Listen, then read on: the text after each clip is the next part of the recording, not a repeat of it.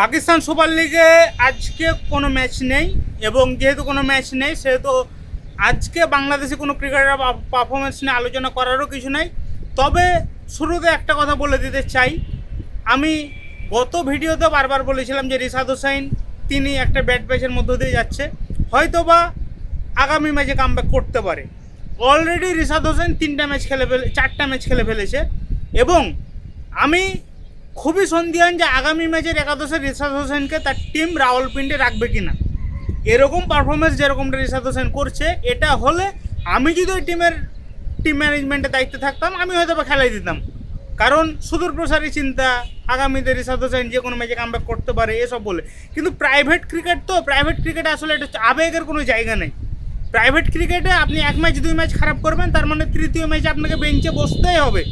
হয়তো বা আগামী ম্যাচে রিশাদ হোসেন বেঞ্চে থাকবে, কারণ গত ম্যাচে যেটা আমরা রিশাদের কামব্যাক ম্যাচ হিসেবে ধরে নিয়েছিলাম যে হয়তো বা এই ম্যাচে অন্তত রিশাদ হোসেন কামব্যাক করতে পারবে, গত ম্যাচে রিশাদ হোসেনের পারফরমেন্স হচ্ছে কোনো উইকেট পায়নি, 3 ওভারে 46 রান দিয়েছে, 15 ইকোনমিতে রান দিয়েছে, 15-এর উপরে তার ইকোনমি রেট।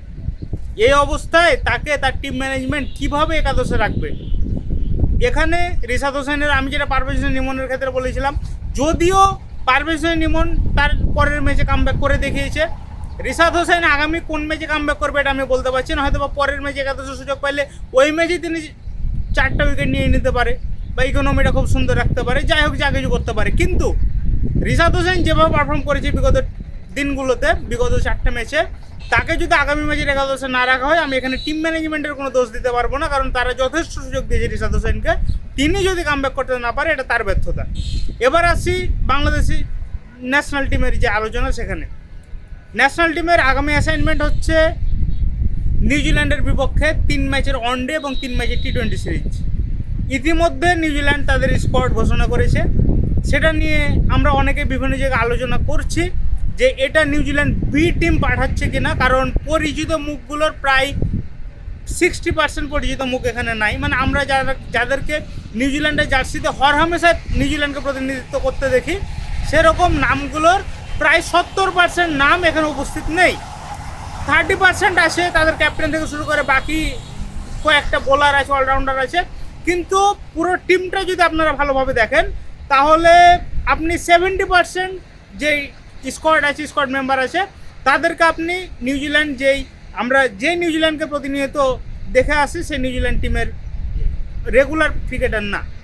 এখন এখানে আমি এটা আমার ব্যর্থতা বলতে পারেন যে আমি এখনও ওয়ার্ল্ড ক্রিকেটের সব টিমের টিম বা হাই পারফরমেন্স টিম বা বিকল্প যেই ক্রিকেটারগুলো আছে তাদেরকে নিয়ে অ্যানালাইসিস করার সুযোগ আমার হয়নি। হয়তো বা আগামীতে হবে, কারণ আমিও রিসেন্টলি যাত্রাটা শুরু করলাম, হয়তো বা আগামীতে করব। কিন্তু বাংলাদেশ, ভারত, পাকিস্তান, আফগানিস্তান সহ আমাদের এশিয়ান যে কান্ট্রিগুলো আছে, এদের এই ক্রিকেট প্লেয়িং নেশনগুলোর টিম বা হাই পারফরমেন্স টিমের সাথে মোটামুটি আমি তাদেরকে বিভিন্ন ম্যাচ খেলতে দেখেছি। যেহেতু বাংলাদেশ টিমের বিভিন্ন টুর্নামেন্ট হয় বা অনূর্ধ্ব-19-এর বিভিন্ন টুর্নামেন্ট হয়, সেহেতু অনেকের সাথে এখানে তাদের ম্যাচগুলো দেখেছি। তারা হয়তো বা আমাদের কাছে পরিচিত নাম মনে হতে পারে, কিন্তু নিউজিল্যান্ডের এই টিমটার সাথে আমাদের অনেকে অপরিচিত হবেন। কিন্তু যারা রেগুলার নিউজিল্যান্ডের খেলা দেখেন, তারা হয়তো বা বিগত সময়ে পাকিস্তানের বিপক্ষে নিউজিল্যান্ডের সিরিজ বা ইন্ডিয়ার বিপক্ষে যে নিউজিল্যান্ডের সিরিজ ছিল, সেই সিরিজগুলোতে আপনারা এসব ক্রিকেটারদের অনেককেই দেখে থাকবেন, 2-1টা নাম ব্যতীত। কারণ আমি তো এটা নিয়ে যেটা বলছি বারবার, আমি এখানে রিসার্চ করার সুযোগ পাইনি বা সুযোগ হয়নি, কিন্তু আমাদের দেশের বিখ্যাত ক্রীড়া বিশ্লেষক আবিদ হোসেন স্বামী ভাই, তিনি এটা নিয়ে একটা কন্টেন্ট দিয়েছে, যেখানে তিনি বলেছে যে এসব ক্রিকেটার নিউজিল্যান্ড তৈরি করছে আমাদের এই সাবকন্টিনেন্টাল যে কন্ডিশন, এটার উপর বিবেচনা করে এই ক্রিকেটারগুলোকে ইন্ডিয়ার বিপক্ষে খেলানো হয়েছে, পাকিস্তানের বিপক্ষে খেলানো হয়েছে, এখন বাংলাদেশের বিপক্ষে খেলানো হবে। অর্থাৎ সাবকন্টিনেন্ট কন্ডিশনকে চিন্তা করেই নিউজিল্যান্ড এরকম একটা স্কোয়াড পাঠিয়েছে যারা বিগত সময়ে ইন্ডিয়ার বিপক্ষে এবং পাকিস্তানের বিপক্ষে ওয়ানডে সিরিজ খেলেছে। সেহেতু এই স্কোয়াড নিয়ে আমাদের কথা বলার বা আমাদের আলোচনা করারও কিছু নেই, কারণ নিউজিল্যান্ডের কাছে এই কন্ডিশনে তাদের যে বেটার স্কোয়াড মনে হয়েছে তাদেরকে তারা পাঠিয়েছে। দ্বিতীয়ত, আমি যেটা আগে অনেকবারই বলেছি যে সিরিজটা যেটা আমাদের জন্য গুরুত্বপূর্ণ। যদিও আমরা 3 ম্যাচের 3টা সিরিজ, মানে 3 ম্যাচের 3টা হেরে যাই, সিরিজটা হেরে যাই, তারপরেও আমাদের র্যাঙ্কিং 9 নম্বর থেকে 10 নম্বরে নামবে না। কিন্তু আগামীতেও আমাদের যে সিরিজগুলো আছে এগুলোর উপর এই সিরিজ হারা বা ম্যাচ হারার প্রভাব ফেলতে পারে। সেহেতু আমাদেরকে যেহেতু র্যাঙ্কিংয়ে 9 নম্বরের মধ্যে থাকতে হবে, অলরেডি আমরা এই মুহূর্তে 9 নম্বরে আছি। আমরা যদি এই 3 ম্যাচে 3টায় হেরে যাই তারপরেও আমরা 10 নম্বরে যাব না, কিন্তু আগামীতে আরও 2-3টা সিরিজ আছে। ওই সিরিজগুলোতে সব কিছু মিলিয়ে আমাদের যদি অ্যাভারেজ পয়েন্টটা বা আমাদের অ্যাভারেজ রেটিংটা আমাদেরকে 9 নম্বরের মধ্যে রাখতে হয়, তাহলে এই ম্যাচগুলো জেতার বা এই সিরিজটা জেতার বিকল্প কিছু নাই। আমি তো চাইবো বাংলাদেশ 3-0 সিরিজ জিতুক, কিন্তু নিউজিল্যান্ড যে টিম নিয়ে এসেছে, যেটা বলতে পারবারই, এটাও সাবকন্টিনেন্টাল কন্ডিশনের বিবেচনায় এটাও খুব স্ট্রং টিম তাদের। সেহেতু বাংলাদেশ 3-0 সিরিজ জিতবে, এটা আমার আত্মবিশ্বাস। কিন্তু যদি ক্রিকেটীয় দৃষ্টিকোণ থেকে বলি, তাহলে বাংলাদেশের অন্তত সিরিজটা কনফার্ম করা উচিত আগে, তারপরে যদি বাংলাদেশ পারে তাহলে হোয়াইট হাউসের দিকে যাবে।